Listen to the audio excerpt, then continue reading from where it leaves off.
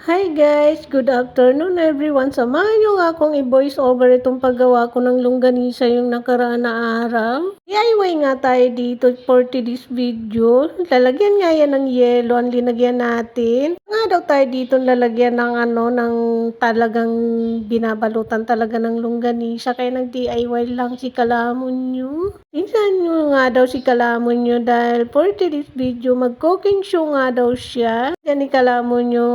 Ulitin nyo nga lang daw ang paglagay hanggang sa matapos nyo.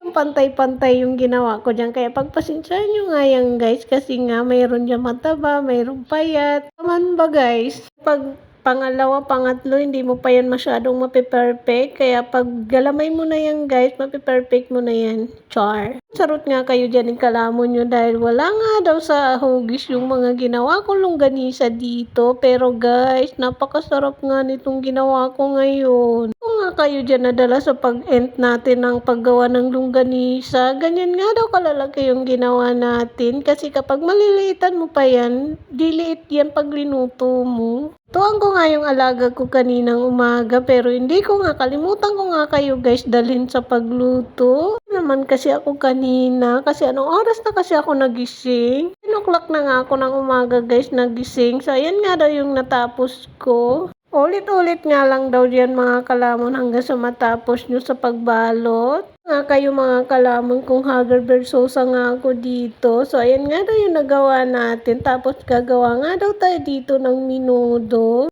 Yan ang araw guys na kung saan tayo naggawa ng longganisa. Tapos pagkatapos ko magbalot ng longganisa, naggawa din ako ng minudo. Nga lang ako dyan guys ng bawang at sibuyas. Pinagsabay ko na nga yan kasi nga ang lutuan namin is di kuryente. Over ko nga ito mga Kalamon kasi nga maingay nga yung lutuan natin dyan. Akala ko nga daw dyan na-on ko na. Diba? Dahil sa sobrang Hagerberg Sosa nga dyan ni Kalamon nyo. Nakalimutan ko nga i-on. Halo nga ako ng halo dyan. Diba pa kasi ako ng mga time na yan mga Kalamon. Tapos naggawa pa ako ng longganisa. Tapos naggawa pa tayo ng minudo. Ilalagay ko na nga daw yung giniling dyan. Ako din talaga tong i-voice over dahil maingay nga yung kapitbahay namin na walang nang respeto sa kapitbahay. Luluto nga ako dyan. Paputput nga siya ng paputput dyan lagi ng kanyang motor. Ang sarap nga na batuhin yung kapitbahay na yan. Pero hindi ko naman yun magawa guys kasi lalaki nga siya. Uy, hagis niya kasi sa sobrang laki niya. Parang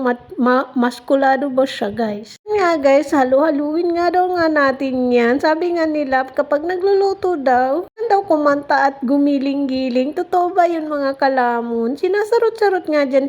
Sinasarot-sarot ko nga kayo dyan mga Kalamon. Diba? Nabubulol at nawawala nga ako sa sarili ko guys. Dahil voice over nga ito. Nila napakahirap sa lahat gawin na mag voice over. Dahil nga nahahagard ka at natutuyuan ka ng laway ba, char? Nga kung gusto mo nga i-voice over, pag maingay talaga, kailangan mo talaga itong i-voice over, guys. Kung hindi ka pa nga dyan nakapag-follow sa aming page, bagay naman, i-like and subscribe mo kami sa aming munting channel, YouTube channel, Facebook and TikTok. Titiktok kami ni Nisha nyo, di ba bulol yan? Daw guys ay kalabasa at patatas. Wala nga daw akong carrot dyan kasi ayaw nga ng alaga ko dyan ng carrots. Kaya may kalabasa ako. Kaya kalabasa na nga lang yung dinagay ni Kalamon nyo. Para-paraan nga tayo sa paggawa ng pagkain ng mga amo natin. Kapag ayaw nila sa isang bagay, ikaw ang bahala kung ano yung ilalagay mo. Kung yung ilalagay mo yung kinakain niya, ayos yun. Goods na goods yun. Sa forward nga, nandito pa nga ako. Naglagay na nga ako dyan ng patatas at kalabasa. Nainis nga ako dyan kaya sinabay ko na, char. Yun mga Kalamon, sinabay ko na nga yan kasi parehas lang yan maluluto. Tapos yun nga daw, palalambutin nga daw nga natin. Kaya yun lang guys. Thank you so much watching. See you and God bless and good afternoon to all of you. See you guys. Bye! Unique vlog. Bye!